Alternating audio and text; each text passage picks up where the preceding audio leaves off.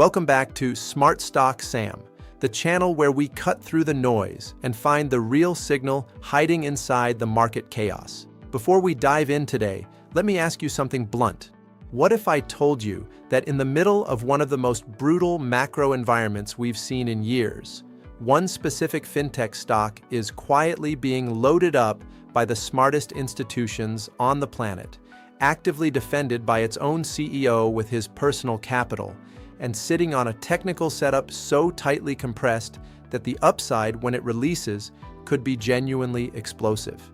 That is exactly what today's full breakdown is about. We're talking about SoFi, and specifically whether it can stage a real, sustained rebound after absorbing a coordinated short seller attack while its own CEO was simultaneously stepping into the open market and buying shares with his own money. We'll map out exactly where the price could go over the next 5 trading days, why the smart money is not flinching even slightly, and how you should be thinking about positioning before this coil finally releases. Stay locked in, because this one connects every single dot: macro pressure, technical structure, institutional behavior, insider conviction, and the one hidden options catalyst that almost nobody in the financial media is talking about right now. But first, let's go back to the blueprint we laid out on March 14th. Because if you watched that video, what happened this past week was almost poetic in its precision. We called 2 things with remarkable accuracy. First, the March 17th Federal Reserve meeting as the macro release valve, the event that would either confirm or completely destroy near-term market sentiment. Second, the $17 range as the absolute green zone for SoFi, the level where algorithmic selling tends to exhaust itself and patient institutional capital steps back in to absorb supply.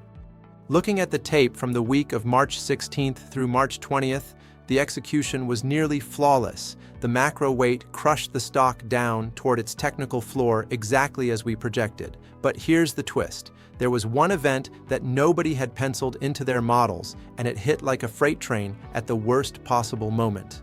Let's start with the macro environment, because without understanding the gravity that was pressing down on the entire market, the story of what happened to SoFi this week doesn't make complete sense. The Federal Reserve didn't just hold rates steady at 3.5%. They essentially took a sledgehammer to the market's pivot dreams. By slashing their forward projections to just 1 rate cut for the entirety of 2026, they sent a crystal-clear message to every growth investor in the country. Higher for longer is not a warning anymore. It is the policy. The reaction was immediate and violent. Nearly $1 trillion in market capitalization evaporated in a single session.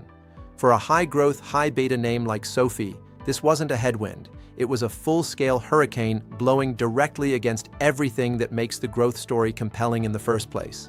And just when the Fed pressure reached its peak, another completely unrelated force came roaring in from a different direction entirely. Brent crude exploded past $112 a barrel, driven by escalating geopolitical tensions centered on Iran. Think about what that combination does to risk sentiment across the board. You have central banks tightening, energy costs surging, and investors scrambling to reduce exposure to anything that doesn't carry the words dividend or defensive in its description. Fintech, by definition, is none of those things. The sector bled indiscriminately, and SoFi was being dragged toward that very specific set of technical coordinates we had identified weeks in advance. Those coordinates represent the last line of defense for the bulls. And on Monday of this past week, the stock was coiling right above them like a spring under increasing pressure. We had identified the $16.95 to $17 range as the 618 Fibonacci retracement level, the ultimate technical safety net embedded in SoFi's chart structure. Historically, this is where algorithmic selling exhausts its momentum, institutional buy programs engage, and the balance of power begins shifting in the other direction. The stock was hovering right at this line, and for a brief moment, it looked like the support would hold cleanly and without drama. Then, Tuesday morning arrived, and the bombshell dropped. Muddy Waters Research released a scathing short seller report, accusing SoFi of what they called financial engineering and allegedly unrecorded debt. The timing was not accidental.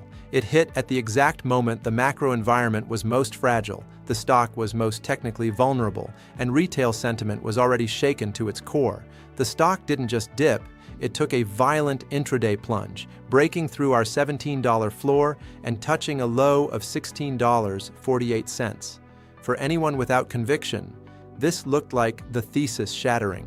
For anyone who understood what was actually happening beneath the surface, it was something else entirely. Because what happened next was extraordinary. The recovery was not gradual. It was not a slow crawl back over several days of healing. Buyers didn't cautiously wade back in. They violently pulled the price right back up within the same session.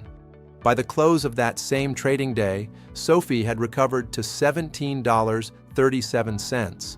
Think about what that singular data point tells you: a targeted short attack layered directly on top of peak macro fear broke a critical technical level intraday, and the market still closed above that level anyway. That is not the behavior of a stock in structural breakdown.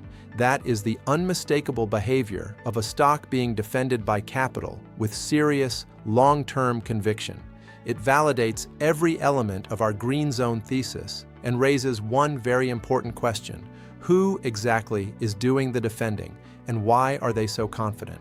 The answer starts with the fundamentals, because there is a massive disconnect right now between what SoFi is actually worth as a business and where the market is temporarily pricing it due to fear.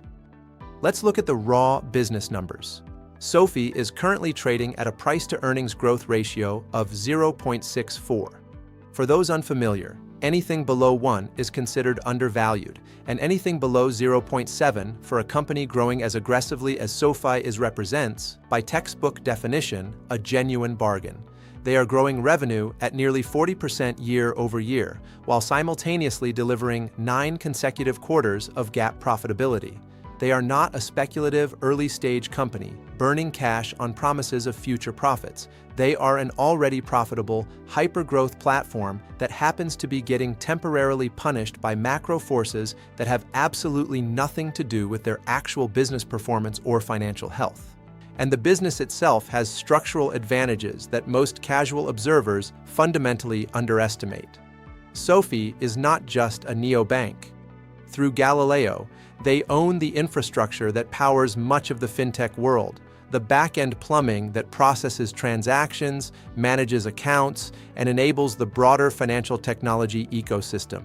Combined with their expanding Mastercard partnership fueling SoFi USD, they have built what amounts to a vertically integrated financial technology empire.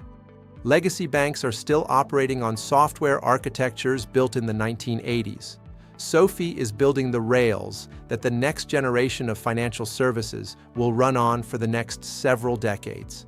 That competitive moat does not disappear because Brent crude spiked or because the Fed trimmed their rate cut projections by a fraction, and market recognition of that moat is starting to catch up in very public ways. SoFi was just ranked number 1 in the J.D. Power 2026 United States Investor Satisfaction Study. They are not just capturing customers, they are capturing the most financially valuable demographic in the entire industry: self-directed, digitally native investors who manage their own money, demand seamless digital experiences, and have decades of wealth building ahead of them. The short sellers are staring at spreadsheets. The customers are voting with their wallets and their direct deposits. That kind of brand loyalty compounds over time in ways that a single short seller report simply cannot erase. But perhaps the most powerful signal of all is coming not from retail customers. It is coming from the institutions themselves.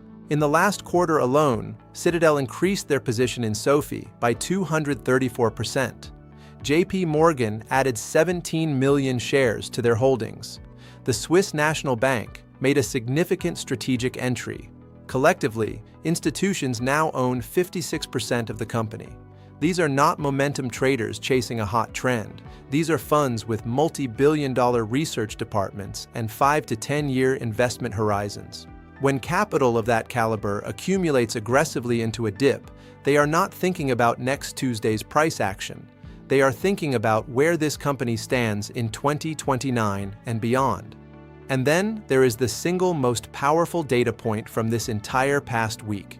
On the exact day that Muddy Waters dropped their report, at the moment market fear about SoFi's financial integrity peaked, CEO Anthony Noto went into the open market and purchased 28,900 shares at an average price of $17.32.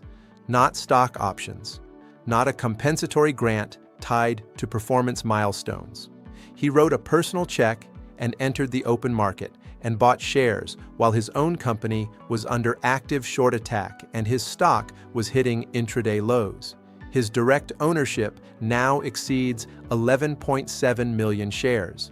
There is no analyst report, no technical indicator, and no institutional filing that sends a cleaner signal than a CEO buying stock while a short seller is screaming that the company's financials cannot be trusted. So now the question every investor is asking, where does the price actually go from here?